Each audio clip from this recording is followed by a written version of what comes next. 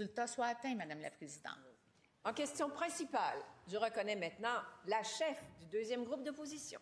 Merci beaucoup, Madame la Présidente. Les Québécois et Québécoises acceptent de payer beaucoup d'impôts parce qu'ils s'attendent en retour à recevoir de bons services publics. Ça, c'est le contrat social, mais aujourd'hui, le contrat social, il est brisé.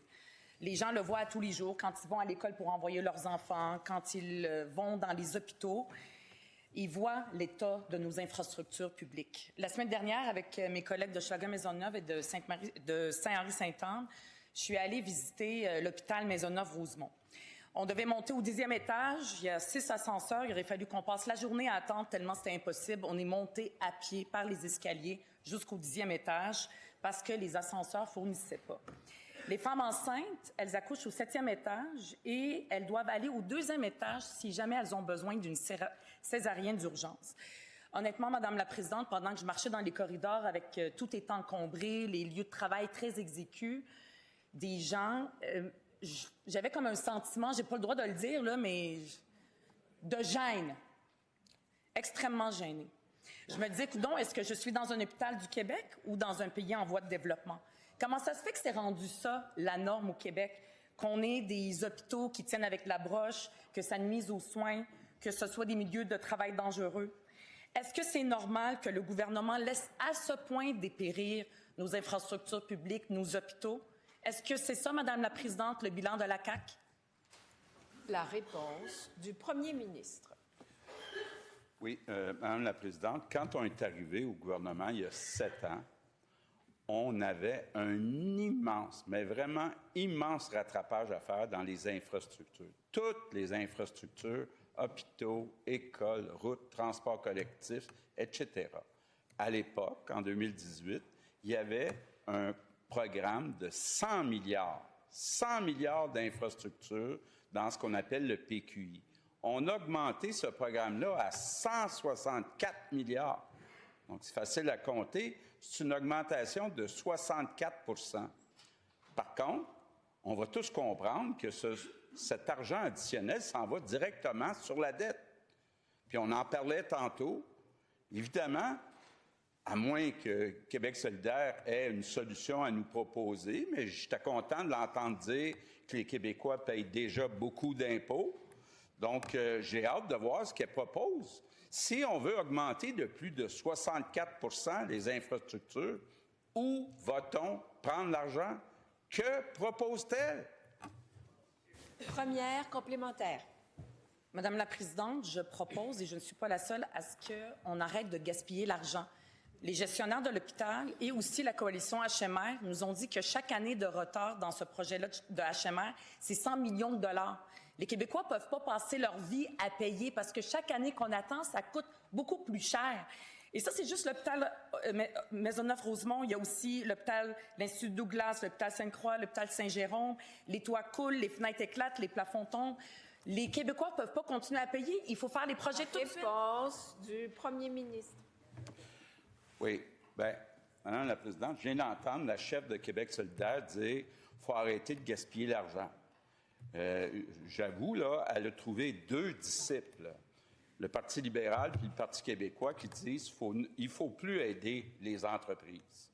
Madame la Présidente, si j'écoutais les 3 partis en avant, là, Alstom, ça serait fermé à la Pocatière. Rio Tinto, Saguenay-Lac-Saint-Jean, il y aurait des milliers d'emplois de moins. Alouette, à cette île, il y aurait des milliers d'emplois de moins. Agnico Eagle, en Abitibi-Témiscamingue, si on n'utilisait pas le FDE, si on n'aidait pas ces entreprises, si on écoutait les 3 oppositions... Deuxième complémentaire. Je veux ramener le premier ministre au sujet, là. C'est les infrastructures. C'est les hôpitaux, c'est les écoles. HMR, c'est 100 millions de dollars. 100 millions de dollars qui sont perdus à chaque année qu'on attend. Le projet, ça fait très longtemps qu'il est en réalisation. J'aimerais entendre un engagement, que ce soit du premier ministre ou peut-être des 2 candidats à la chefferie de la CAQ, nous dire qu'ils s'engagent à ce que ce projet-là de HMR soit en mode réalisation puis qu'on arrête de pelleter par en avant, que ce soit les générations futures La qui payent. réponse du premier ministre. Bien, Madame la Présidente, j'ai dit, je serais le premier à être content de dire On passe de 164 milliards à 200 milliards d'infrastructures. Au yard la dette, on augmente la dette.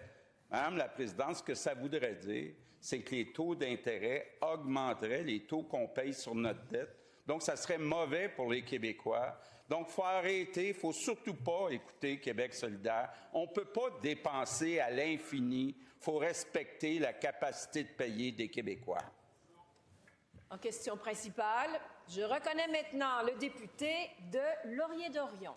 Merci, Madame la Présidente. C'est le temps des bilans de la CAQ en matière de logement. Depuis 2018, le loyer moyen a augmenté de 66 % à Montréal. L'an dernier, au Québec, un locataire sur 5 peine à payer son loyer selon une étude de Vivre en Ville. À Montréal, c'est un locataire sur 4.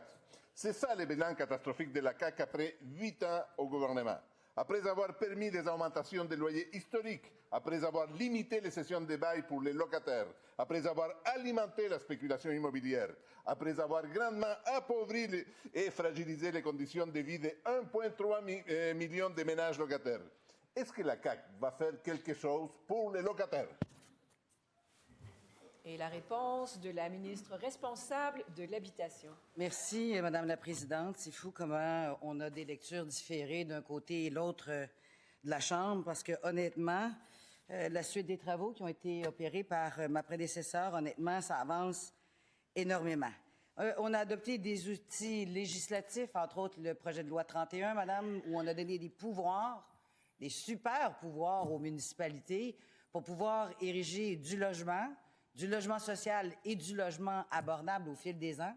D'ailleurs, on a l'intention au gouvernement du Québec de poursuivre cette mesure-là parce que les municipalités nous disent « enfin, on a un levier pour pouvoir monter du logement partout au Québec ».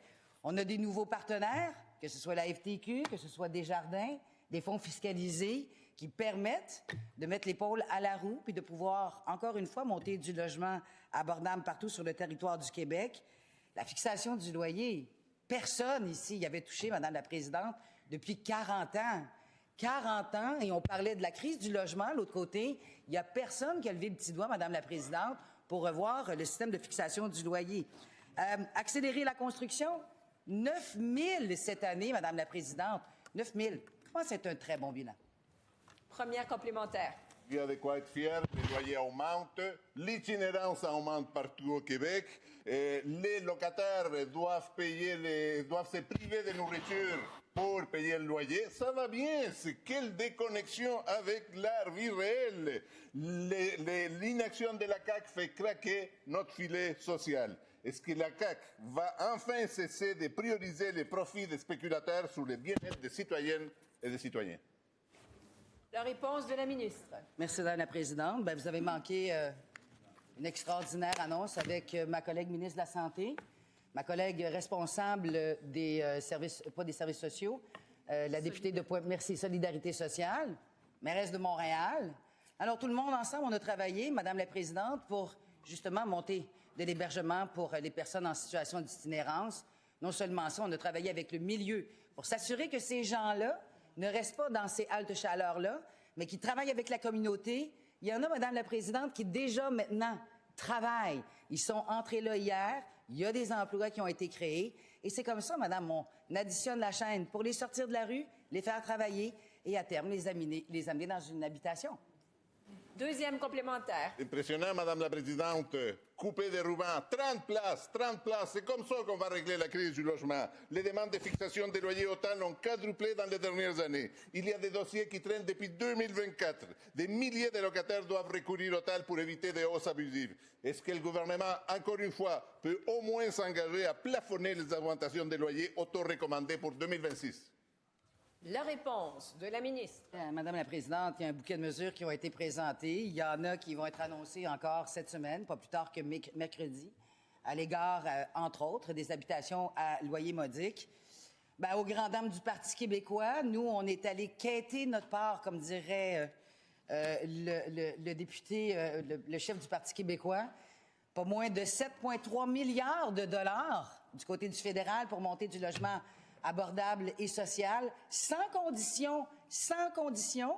Et au-delà de ça, Madame la Présidente, on n'est pas lié au poids démographique du Québec. Le 7,3 milliards, tant qu'on dépose, On est capable d'avoir de la construction de logements sociaux et abordables partout sur le territoire du Québec, Madame la Présidente.